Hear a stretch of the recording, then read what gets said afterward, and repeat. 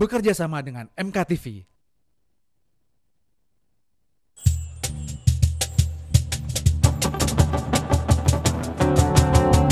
Merah putih teruslah kau berkibar, oh di ujung tiang tertinggi di Indonesia ku ini.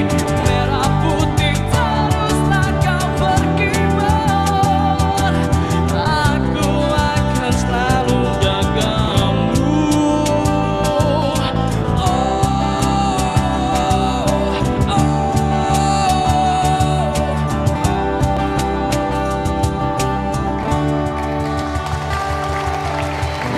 Ya, halo pemirsa, selamat malam. Selamat berjumpa dalam Suara Anda, Suara Konstitusi. 4 kali sudah Undang-Undang Dasar 1945 telah diamandemen pertama tahun 1999, tahun 2000, tahun 2001, dan yang keempat, saya tidak akan katakan yang terakhir karena masih ada suara-suara yang menginginkan amandemen kelima, yakni pada tahun 2002. Meskipun telah diamandemen sebanyak 4 kali, namun ternyata masih ada keinginan sebagian masyarakat untuk mengamandemennya untuk kelima kalinya. Ada juga yang menginginkan, khususnya pihak-pihak yang dulunya bergabung dalam panitia ad hoc pertama Badan Pekerja MPR, menetapkan finalisasi amandemen Undang-Undang Dasar 1945 itu adalah pada amandemen keempat. Sementara itu ada sebagian masyarakat yang merupakan perwakilan dari fraksi TNI Polri menginginkan amandemen itu tidak ada saja, kembali ke naskah asli Undang-Undang Dasar 1945.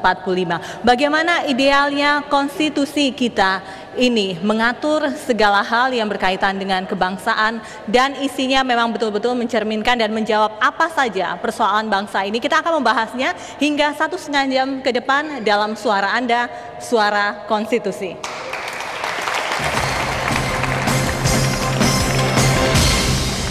Ya, ada banyak sekali narasumber pada malam hari ini. Saya akan perkenalkan satu persatu. Yang pertama ada Hakim Konstitusi Pak Hamdan Zulfa. Selamat malam Pak Hamdan. Selamat malam. Lalu kemudian ada penggagas, pendesak amandemen kelima Undang-Undang Dasar 1945, Pak Laude Ida, Wakil Ketua DPD. Selamat malam Pak Laude.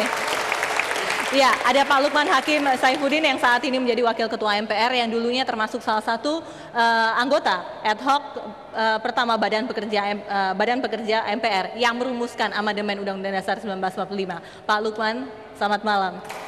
Iya. Saya akan bergeser ke kursi yang lain, kursi yang para tetua-tetua ini. Saya katakan demikian. Ada Pak Hasim kembali mungkin ya Pak ya, nanti bisa diperjelas. Pak Hasim Muzadi, selamat malam. Selamat malam, terima kasih.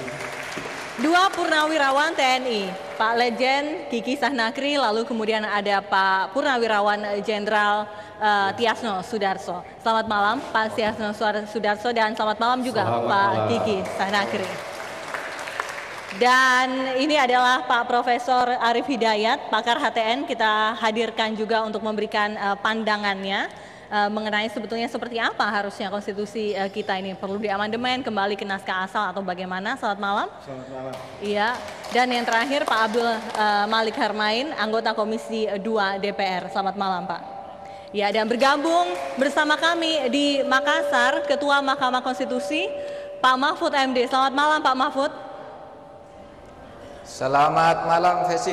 Iya, dari Selamat Hotel malam untuk Sahid semuanya. Makassar. Selamat malam Pak Mahfud, nanti bisa mendengarkan seperti apa suara-suara di gedung Mahkamah Konstitusi ini terkait dengan amandemen atau tidakkah Undang-Undang Dasar 1945. Saya kasih kesempatan Pak Laude Ida dulu. Pak Laude, tolong jelaskan kepada kami apa sebetulnya maksud DPD begitu mendesak ada amandemen ke-5 sehingga kami tidak salah persepsi. Jangan-jangan DPD hanya ingin disetarakan saja dengan DPR begitu. Saya kira ini merupakan kebutuhan zaman sekarang ini untuk berubah ya. Konstitusi kita memang sudah dilakukan perubahan sampai 4 kali, tetapi setelah dikaji itu ternyata banyak kelemahan di sana sini, dan itulah yang akan dilakukan, diupayakan untuk dirubah atau diperbaiki. Jadi maka harus ada amandemen ke-5. Kenapa? Jadi maka harus ada amandemen ke-5. Iya. Satu-satunya jalan Saya seperti kira itu satu keniscayaan untuk amandemen ke-5 karena sekali lagi berdasarkan kajian para ahli, hukum tata negara, ilmu politik dan dari berbagai pihak, termasuk saya kira yang mulia Pak Hasyim Muzadi telah mencermati itu sejak lama. Itu memang dirasakan keperluan amandemen yang sangat mendesak. Oke. Tidakkah ada nuansa DPD yang merasa belum sejajar dengan saudara tirinya yakni DPR? Salah satu jalannya yakni dengan mengamandemen Undang-Undang Dasar 1945 ini untuk yang kelima kalinya. Ada nuansa seperti itu yang ditangkap oleh masyarakat, Pak Laude. Bagaimana Anda bisa menyangkal hal itu? Saya kira tidak, saya kira ini real merupakan kebutuhan, karena misalnya saja sistem presidensial kita masih agak lemah, dan oleh karena itu diperkuat. Sistem parlemen kita masih masih agak banci. Kamar keduanya itu Dewan Perwakilan Daerah juga perlu diperkuat. Juga otonomi daerah itu perlu disempurnakan dan sebagainya. Dan saya kira ini hari-hari ini ketika bangsa ini mengalami goncangan masalah yang begitu dahsyat, saya kira maka saatnya untuk melakukan perbaikan melalui penyempurnaan kelembagaan negara di dalam konstitusi.